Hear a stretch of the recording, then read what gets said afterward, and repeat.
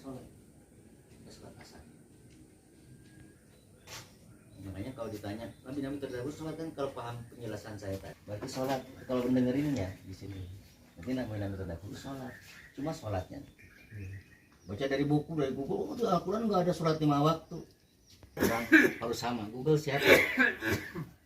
Ada hadis. Nah sekarang dari sahabat timbul ke tabi'nya. Imam Syafi'i itu adalah tabi'nya. Fungsi Isra Mi'raj itu karena yang aktif itu adalah Allah. Subhanalladzi asra bi 'abdihi lailam minal masjidil haram ilal masjidil aqsa. Yang aktif Allah kan, Maha Suci Allah yang telah memperjalankan.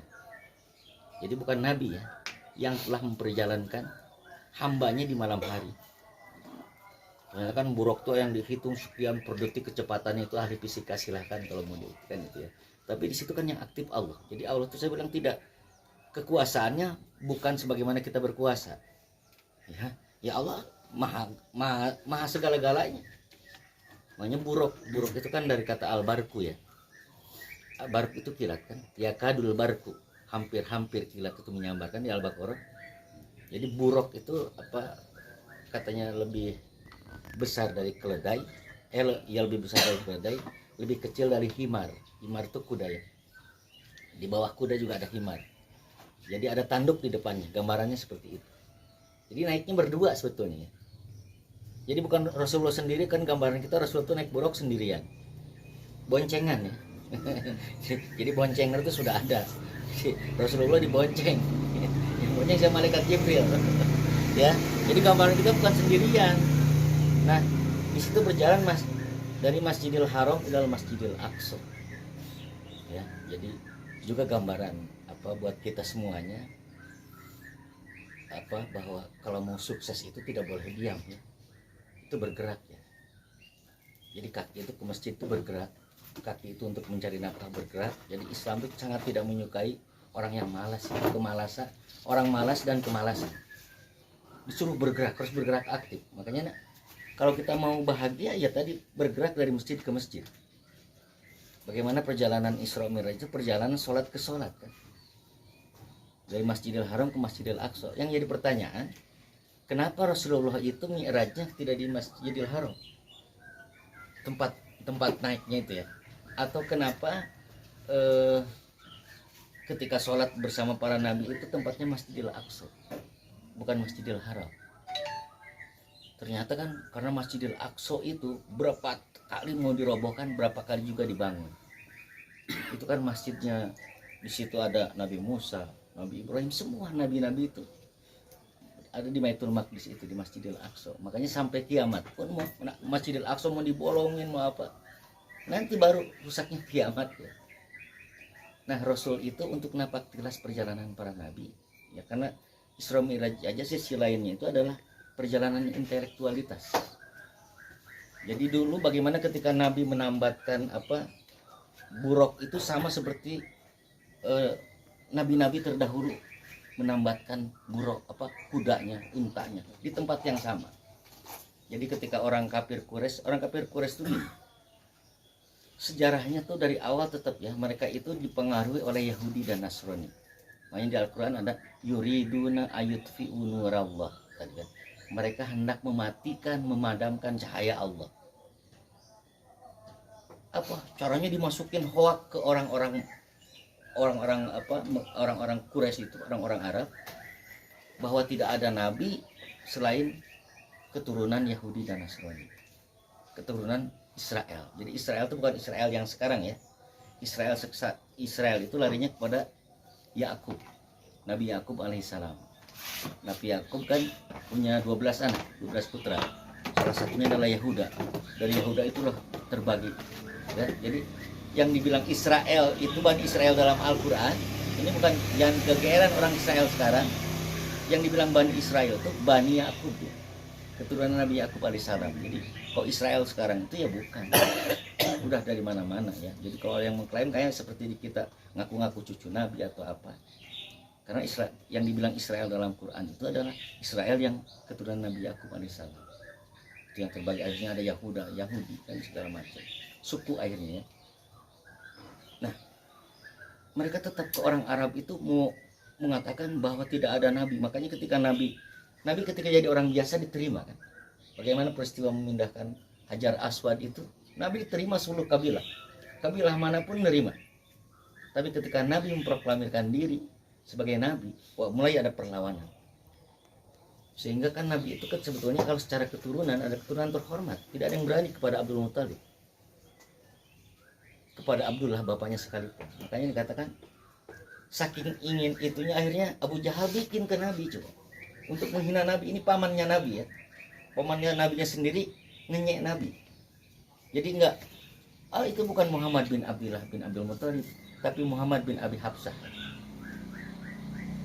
Apa? Muhammad anak tukang gembala. Bayangkan ya, jadi Nabi itu pinnya aja keturunannya, nasabnya mau dirusak sama mereka, kan keren.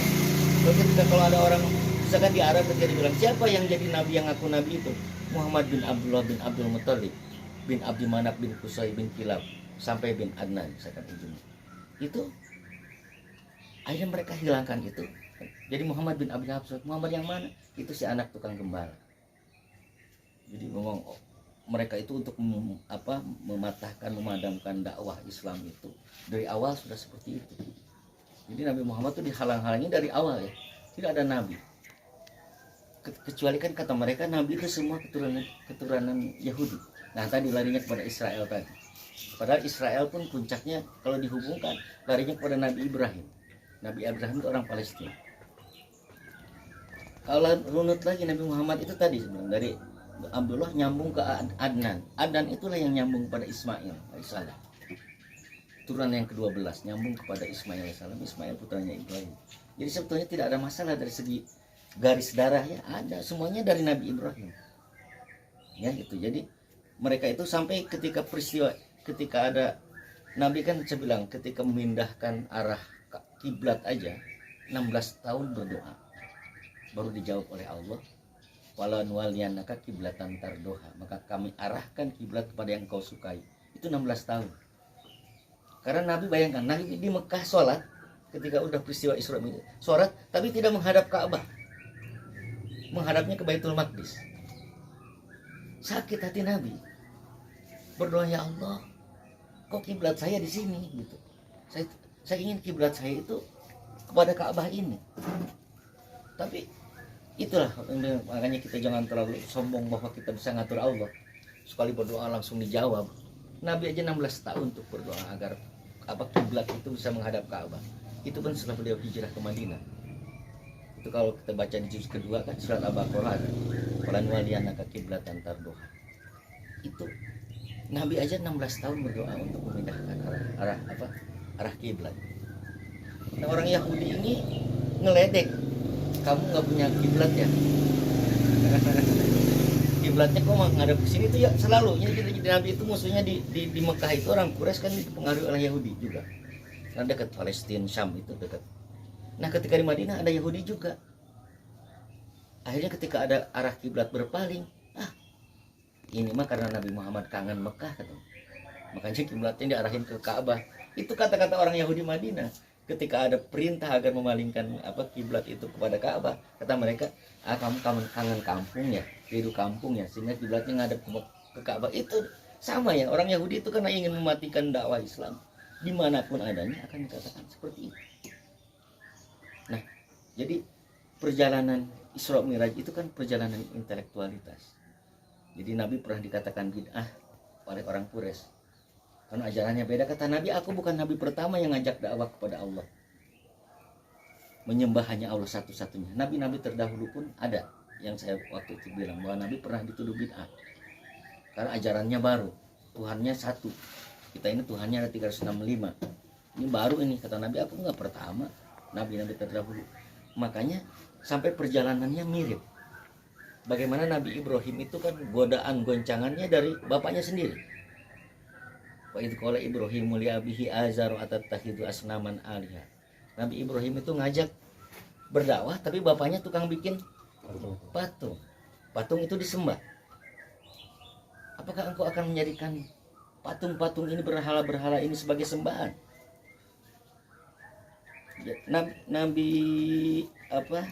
Nabi sebelumnya juga banyak. Nabi Nuh, Nabi Lut berhadapan dengan istri pengkhianat, istri pendusta. Terus Nabi Musa juga berhadapan dengan kaumnya. Nabi Muhammad juga dengan bangsanya sendiri. Ini Nabi Musa berhadapan dengan Israel, kaumnya sendiri. Nabi Muhammad berhadapan dengan orang Quraisy, kaumnya sendiri. Dan itu juga sama mirip. Jadi Nabi Musa ini pernah menerima suaka kan? Artinya yang menerima itu bukan orang kampungnya. Suku Madian. Madian itu istilahnya kalau kendali wilayah ada di bawah kendali Nabi Syuaib. Nabi Muhammad di Mekah tidak diterima, mendapat suaka dari orang Madinah. Itu mirip ya. Artinya perjalanan intelektual Nabi itu sama-sama perjuangannya sama. Nabi Ibrahim dengan bapaknya Azar. Nabi Muhammad dengan paman-pamannya. Abu Jahal, Abu Lahab, termasuk Abu Sofyan. Jadi kata Nabi, oh aku bukan yang pertama. Nabi-nabi terdahulu masih mending aku, cuma paman. Itu Nabi Ibrahim bagaimana kepada bapaknya. Nabi Nuh bagaimana berhadapan dengan istrinya. Nabi Lut bagaimana berhadapan dengan istrinya juga. Makanya ketika ada Nabi itu menguatkan dirinya sendiri.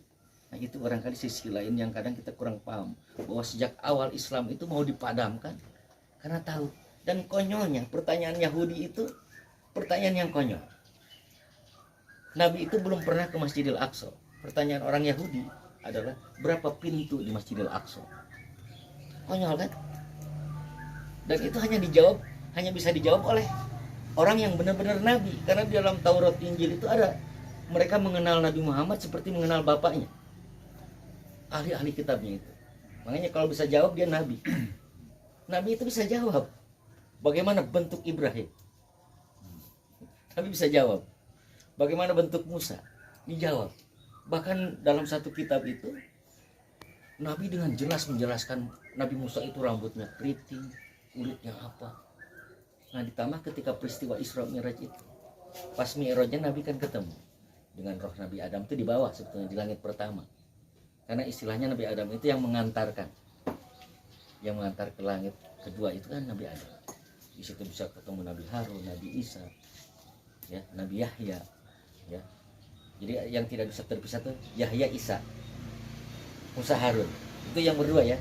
Karena Nabi Isa ini lahir barengan dengan Nabi Yahya, putranya Nabi Zakaria. Itu kan memang bersaudara ya, Israel semua. Terus Nabi Musa dengan Nabi Harun, duet Nabi. Terus ketemu dengan Nabi Yusuf. Jadi yang itu bisa menceritakan Nabi Yusuf karena lihat langsung.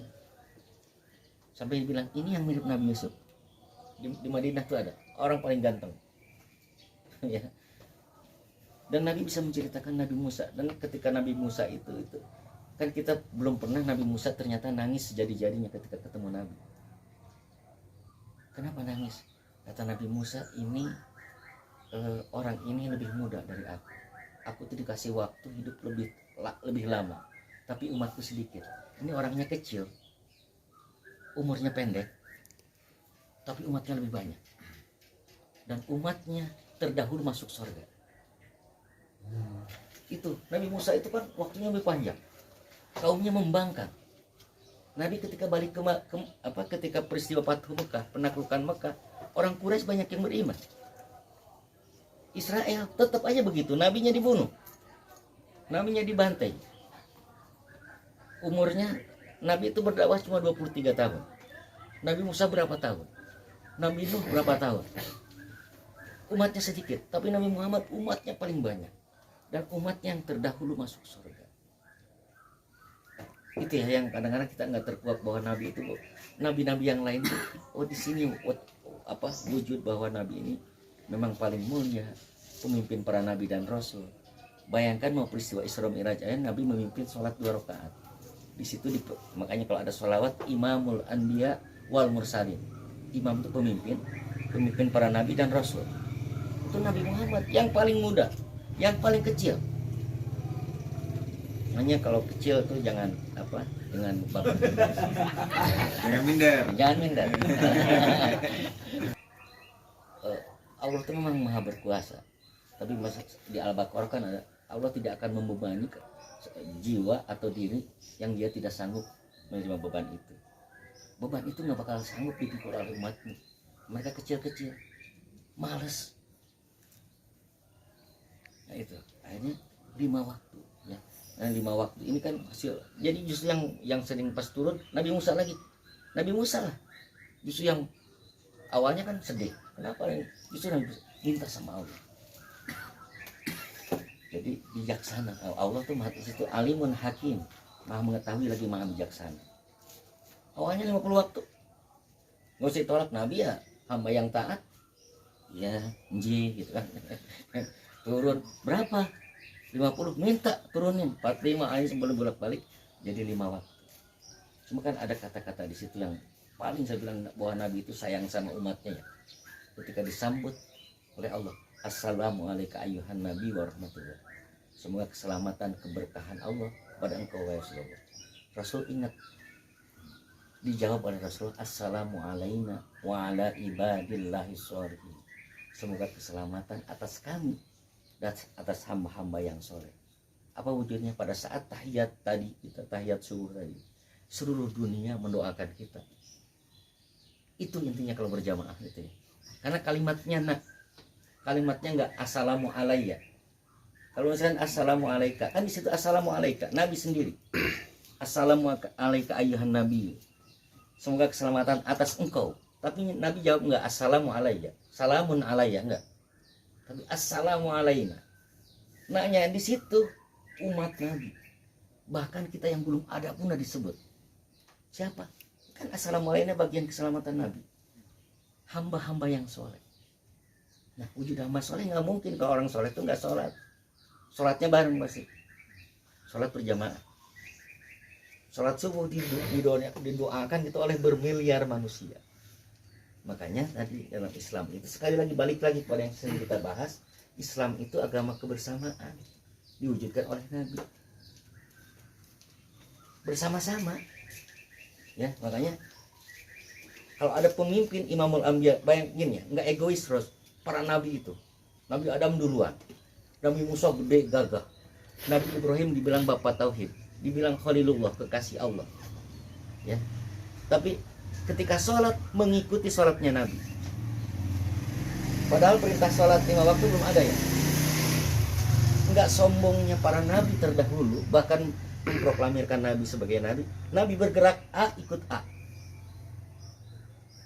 Kan berbeda tata cara sholatnya. Enggak kalau kata Nabi Ibrahim kan sholat aku duluan begini. Enggak, ketika Nabi memimpin sholat, mengikuti gerakan sholat.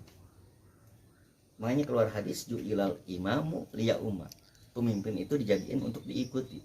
Ida kabaro kabaro, ida roka parakau, ida sajada pas judu. Makanya kebersamaan itu kalau imam ruku ya ruku, imam sujud dia sujud. Sama misalkan kalau subuh ada sunnah, imam kunut ya kunut. Masa imam ke kanan makmumnya ke kiri, tabrakan ya. Sen ke kanan dia belok kiri, nabrak. Nah kalau berjamaah itu seperti itu. Kenapa? Di situ akhirnya saya bilang kan para imam yang 4 juga sepakat. Imam mazhab Maliki, Syafi'i, Hambali, Hanafi itu di situ kesepakatannya. Kenapa? Para nabi itu nggak sombong. Kata Nabi Adam, aku tuh diciptakannya di sorga loh. Kenapa yang diciptakan di bumi terakhir, bahkan kerjanya waktu masih muda itu mengembala gitu. Tapi ketika sholat ngikuti imam. Siapa? Imamul Anbiya. Nah sekarang ini kan coba dirusak ya, hasil-hasil seperti itu. Kalau kita nggak belajar ilmu dirusak oleh Wahabi. Hanya karena saya bilang baca di YouTube, belajar ke seorang di YouTube juga fotonya habis, baru 3 menit selesai orang tahu. Jadi Islam itu sekali lagi bukan agama. Nabi Muhammad tuh hebat karena umatnya banyak. Bayangkan kita belum ada. Saat itu aja di Mekah mungkin baru 30 orang yang beriman.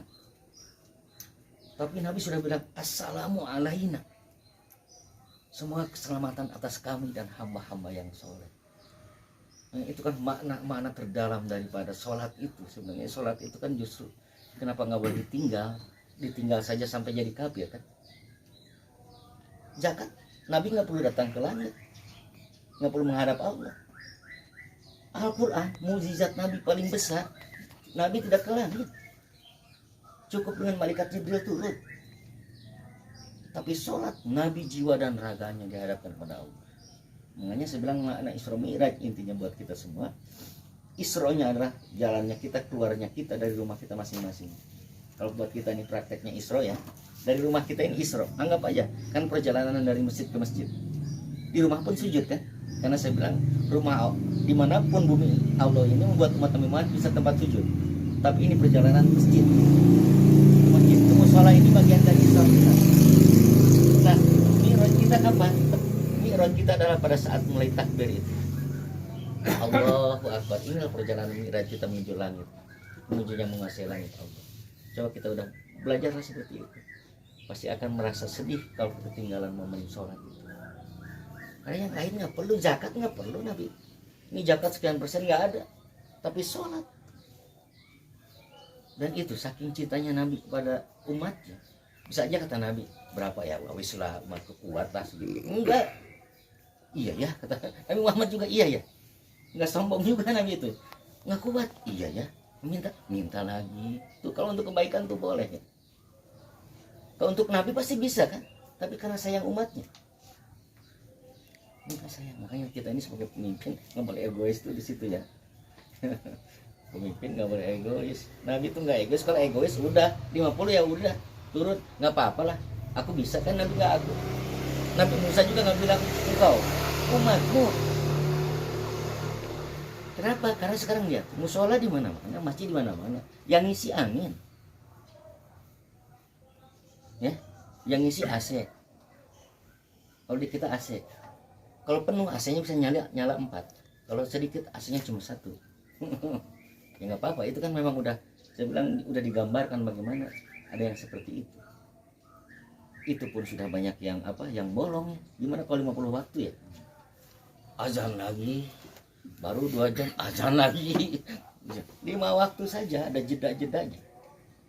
Makanya sekali lagi ajaran Islam itu bukan ajaran berdiri sendiri tiba-tiba, tapi ajaran yang memang sudah melanjutkan ajaran tauhid sebelumnya. Ini nggak ada, makanya mereka gontok-gontokan.